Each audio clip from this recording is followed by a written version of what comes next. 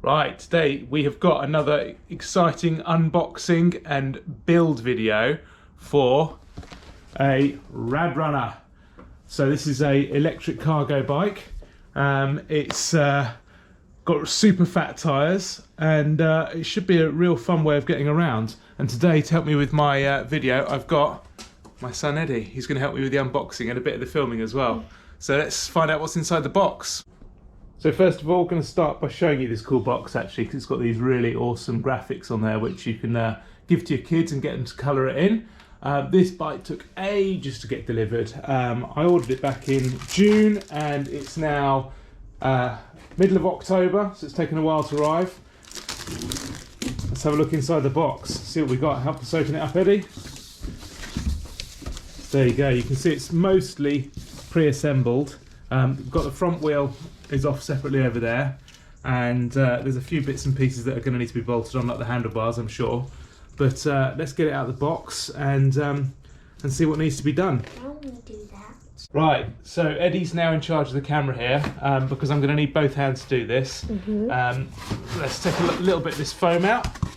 Just chuck that over there. And I think everything else... Oh, let's get this... Right, let's lift the whole thing out actually, I think. Okay, here goes. This is quite a heavy ride. It's about 30 kilos, I think.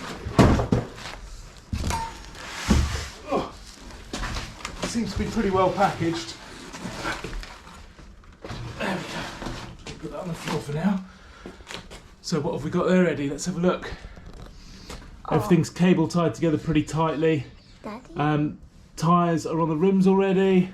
I think it's going to be a case of getting the wheel on, getting the handlebars on, and everything else looks pretty much ready to go, but there's going to be an awful lot of removing packaging first, I think. So let's get the knife out and get to work. So we've unsnipped the big fat front tyre here. It's fairly weighty, so I'll just pop that over in the corner because I'm not going to need that for a little bit.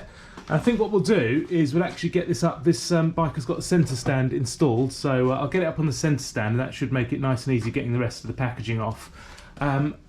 It's a lovely dark green colour here, and you can see the handlebars here are just going to simply just be attached onto this faceplate here. It looks straightforward enough, but there's a bit of a tangle of cables down here I need to try and get to the bottom of, so let's have a little look. We'll try and get this centre stand up. There we go. That should make it a bit easier building the rest of the bike up now. We can snip off some more of this material so we can see what we've got. So this is the UK Spec version, which is a 250 watt motor in the back here, which makes it road legal. There's quite a lot of cable ties to come off this bike. It's going to take some time. I'm not going to film all of this because it's going to be very boring for you. So these handlebars are in pretty much the original position they were when they packaged. I've just unsnipped a little bit. Got this handy little front axle stand here, which is quite good for keeping it nice and stable during the build, but I think this is going to just lift up and then bolt on there. And actually the cable routing looks pretty good at first glance, so I'll check that in a minute, but this actually looks quite straightforward really. So it's just come from a sort of position down there and then just lift it up and then bolt the faceplate onto the stem. Inside the main box there's also this little box as well, which I found, and we've got in here a few accessories like the battery powered headlight, which runs off of the main drive battery. There's pedals, which are pretty cheap plasticky ones by the looks of things, but I don't know if it's worth changing those or not. Let's have a little look at those later. They look like the...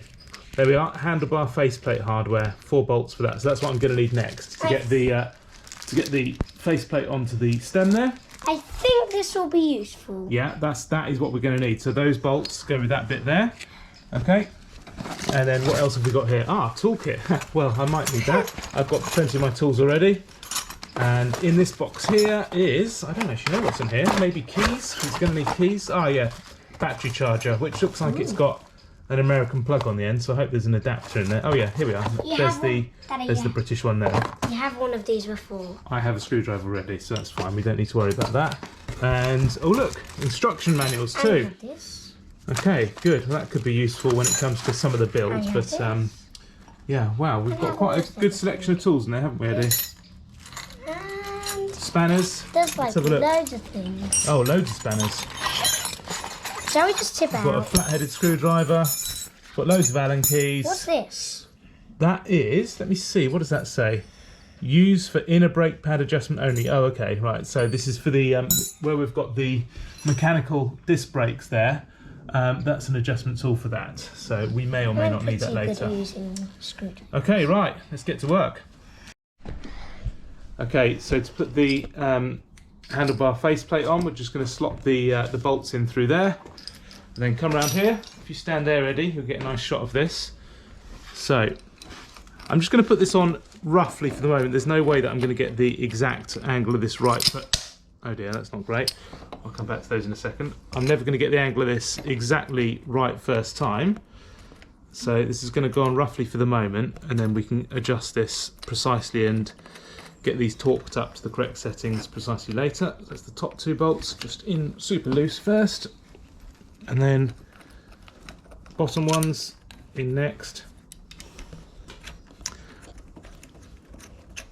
And I think these handlebars are going to need to point slightly towards the rider, but again, that's very much down to preference. This is one fairly small but heavy frame that should suit a really wide range of rider sizes, apparently up to 6 foot something and all the way down to about 4'8" or something. It's one size fits all is what they claim anyway. So there we are. That's now holding the handlebars of their own accord. And I'll check the torque settings on those properly later. That's just to hold the handlebars up and out of the way. Right, so inside the Rad Runner manual, I've discovered actually it does have full build instructions here. And I've actually followed the instructions quite well already. So first thing it says is get the bike out of the box and put it on the stand. Then it says put the handlebars on, and next step is install the pedals. So here we are, we've got the pedals here. We've got one pedal has got an R on it, and that goes on the right hand side of the bike as you sit on it. So that one just screws in the normal way, righty-tighty, if you want to go with the old school language there. Now that's obviously on very loosely at the moment. That's on very loosely at the moment, but we're going to get a spanner on that and torque that up properly. And the left hand pedal, so left as the rider sits on it, is actually reverse thread, so that screws in the other way. So I'll put that on the other side, but it doesn't screw on righty-tighty, it screws on lefty-tighty, which is very unusual for a thread, but on pedals it's always like that, so it doesn't come unscrewed as you ride the bike. So pedals use this 15mm spanner, which is included, and we just twist those on until they're nice and tight. No. Okay, so to get the wheels on now, I'm just going to pull this plate off here. It's only held in with a sort of plastic pin, and then there's one on the other side as well. Okay, and then Eddie, if you come over here, what we're going to do is if you stand over there, I'll just show you what we need to do here. So we need to take the quick release skewer out. So unscrew this end plate, and then that should come off completely, which is actually what I want. Unscrew that, there's a little spring there. Pull the skewer all the way out. And then that's going to go through there, out the other side, screw that back on there. Okay, now what we're going to do is we're going to lift. Okay, point down there, because we're going to lift it off the plate there, kick the plate out of the way. Nice plate. So just move that out of the way. Oh, what's this? Don't worry about that.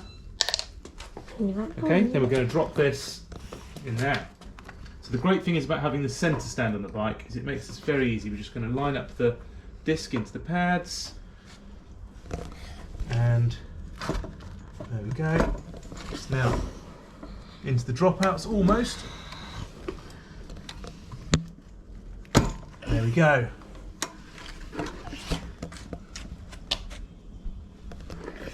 Let's tighten this up. And then close the quick release clamp on the other side. Oh, still not quite tightened up enough. There we are now. I can feel a little bit of resistance on the quick release clamp. There we go. Wheels now installed. So let's take a step back. That's That's how the bike's looking at the moment. We still need to take off a little bit more of the packaging. Quite nice.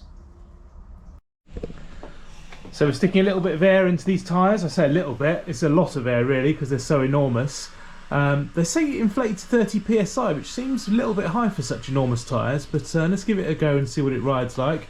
And Eddie, you've got the unpackaging job on this seat, haven't you? Uh-huh. So show me how you think it goes on the bike. In the packet, just put it on the bike in the packet so we can see how it goes. I think it will go like this. That's right, yeah, we'll go like that.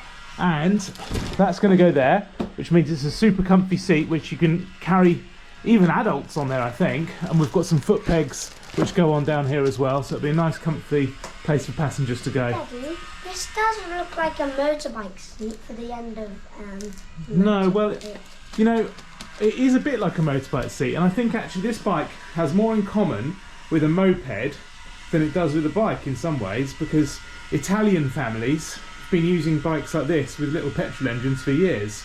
And if you look with the step-through frame, big fat seat on the back, and the carrying capacity, I think it has a lot more in common with a moped than a bicycle.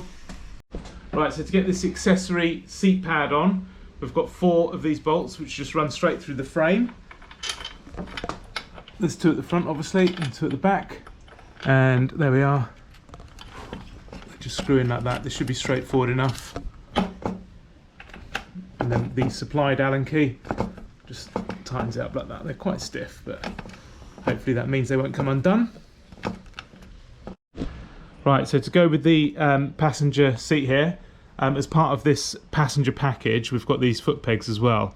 And the bolt, we make sure we've got the washers on like that. That goes in through the back. And then just lines up here. And we're going to need a spanner to do that tightly in a minute, but you'll see they're actually fold away like that, which makes it nice and easy to carry the... Can you point the camera at the foot peg, please? Thank you.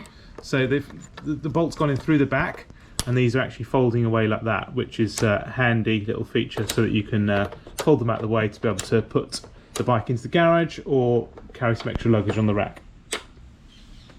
Okay, the keys are attached to the handlebars, so let's just snip those off. And then, Eddie, let's take the keys over here, come all the way around this side. So, the ignition key's there, so let's put that in and turn it to the on position. And that did absolutely nothing. I think I've just unlocked it. I think I might need to read the manual about this, work out exactly what position this needs to be in. Alright then. So this position here is the off. This position here is the on position, okay? And then if we come up here, we can look up to the handlebars, and then we press this button here, press it. There we go, booted up. So I think what we've got here is this is the power assist level, so it's currently on 1, and this is the battery power, which is marked as full. We've got on this side a throttle, which is actually only for walking speed, that won't take you up to full riding speed. But let's give that an ever so gentle tweak and see what happens, Eddie. Go on, give it a turn. There we go.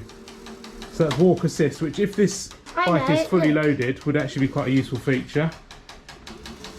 Look at that.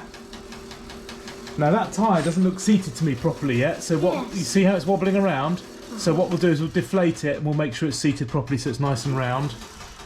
Okay? Wait, how do you deflate? And one other thing I've noticed on this is actually the brake controls are reversed. So we've got the European setup with the left lever doing the front brake and the right lever doing the rear brake, which is not how most of us Brits are used to it, so it's worth us changing that round. But it should be fairly straightforward by just popping the cable out and swapping them over from one side to the other.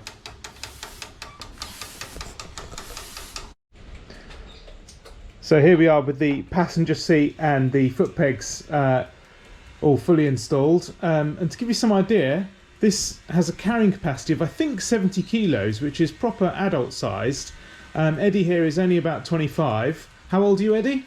7. 7 years old. So it's actually, you know, he's way too big for most child seats that mount onto a pannier rack. But he'll be able to ride on the back of this for years to come. So it's really got great longevity, this arrangement. Is it nice and comfy? Uh-huh. Good. Oh, I can feel the assistance coming in. It's very wet today, isn't it, Eddie? Ah! Try not to go too fast. I get scared. Whoa. Right, we're going to turn around. Choose this walk assist mode. Oh, that's nice. That's really nice. Go really fast now. Put some power on, extra power. But not too much. Ah! Something. Slow down. Right, the last accessory is the front basket. This is rated to 10 kilos. Really, really simple. Just 4 bolts go on there. Interestingly, the headlight that came with the Radrunner, I was worried when I saw this basket. I was like, well, how's the headlight going to go on? The cable's too short. But actually, it came with this cable extender, which is a short piece that connects the normal port to the headlight. Just short extension there. And it's routed really nicely. The headlight is now mounted in front of the basket, nice and high up. So that's a really great solution there. One thing I've had to do actually before I've been able to use this bike is the brakes are a bit draggy. They actually the wheels spin quite nicely now, but this bolt here just needed to slacken that off, let a little bit of cable through, tighten it up again, and now the wheel spins much more freely. When it first came out of the box, it was dragging a little bit, which meant that without power you were basically having to pedal against the brakes being on the whole time. And the other thing I've noticed is I thought this tyre wasn't seated properly. It actually is seated absolutely fine. Just this reflective band here is not straight, so it looks like the band is wobbling all over the place. Well, it's just the band, it's not the actual tyre that's doing that. So all in all, that's the Radrunner UK spec, and it's really nice. I've taken it for a very, very quick spin, but it's absolutely lashing with rain outside, as you can see. So we will not be riding it for, we won't be riding it in anger for a little bit, but I'm looking forward to getting it out and carrying little Eddie on the back, maybe some luggage in the front, and just using it for what it's designed for, which is really awesome little micro utility bike.